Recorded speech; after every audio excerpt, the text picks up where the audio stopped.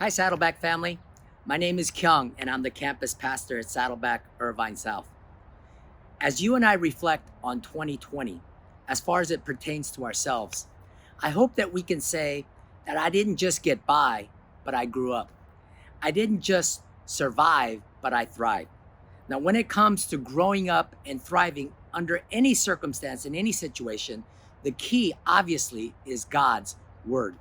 Now, when the pandemic struck, I threw myself into two books of the Bible, into Psalms for my emotional and mental well being, and Proverbs for my leadership and my wisdom, because I knew in 2020 I would have to apply wisdom and lead in a completely different way.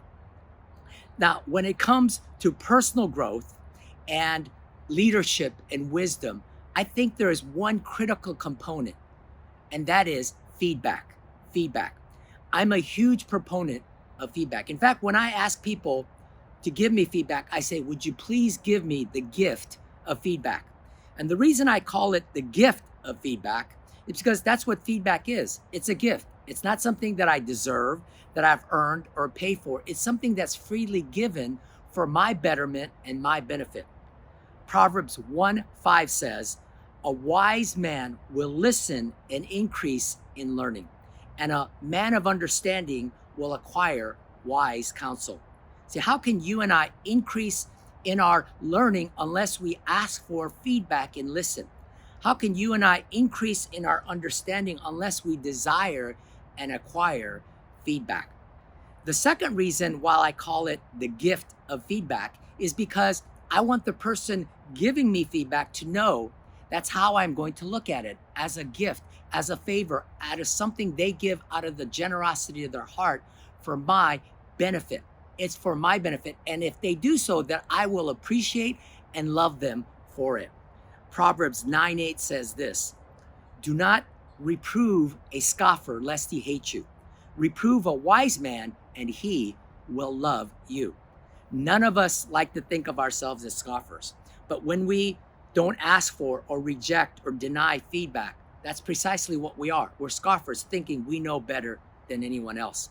But if we would invite, welcome, ask for feedback into our lives, then we become wise. Now, there is an art to the gift of feedback.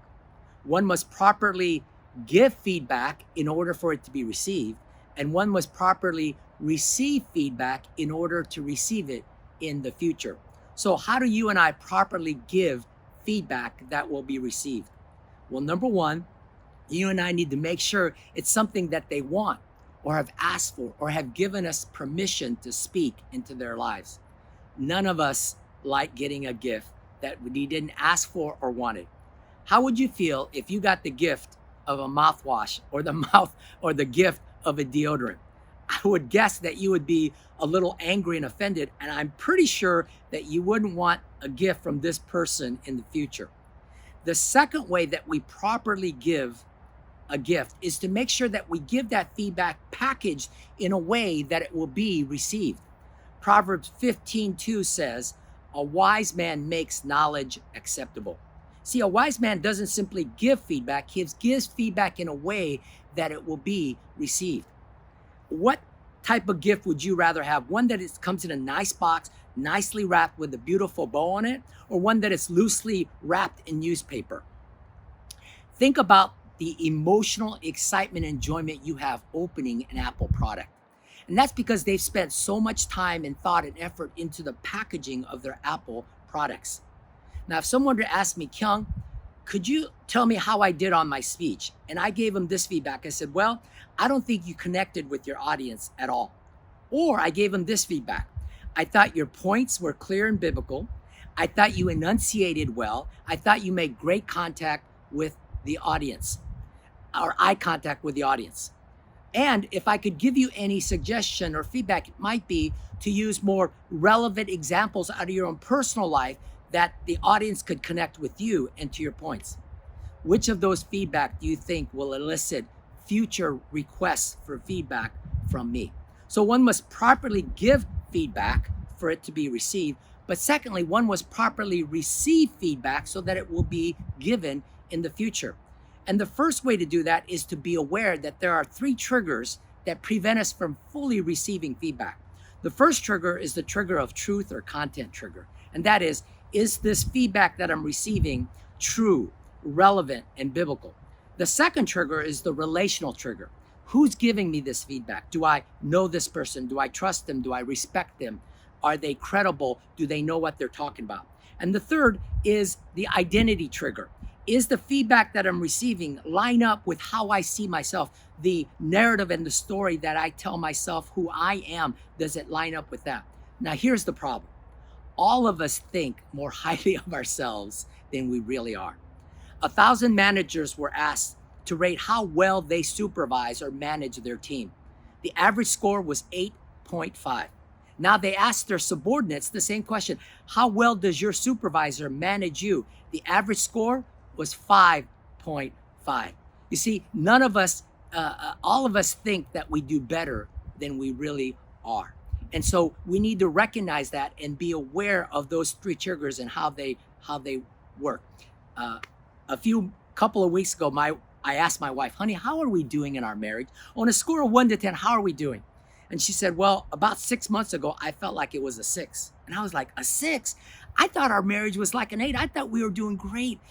And she said, Kyung, you always, when it comes to our marriage, you always think it's doing better than it really is. True. And I learned this lesson, that when it comes to how a relationship is doing, always ask or tell rather than assume. So one must properly receive in understanding those triggers. But here's a second way that you and I need to properly receive feedback. And that is after we have vented about how unwanted or how inaccurate that feedback about us is, we need to ask ourselves, what part of that feedback might be true? What part of that 10% feedback can I learn and grow from? Proverbs 16:2 and 21:2 both say this: every man thinks his way is right in his own eyes, but the Lord weighs his heart. You see, about a week ago, my family and I, we rode our bikes to a very busy retail square. And my wife was nervous about all the traffic in the cars being on bikes. And she said, hey, honey, how are we going to get from here to that store? And I sarcastically said, on our bikes. And then I made the dismissive comment, honey, don't be so scared. We're going to be okay. To which she responded and gave me this gift of feedback. Honey, yes, I'm scared.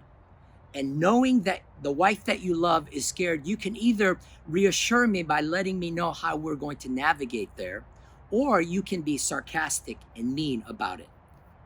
Ouch. Proverbs 27:5 says, better is open rebuke than love that is concealed.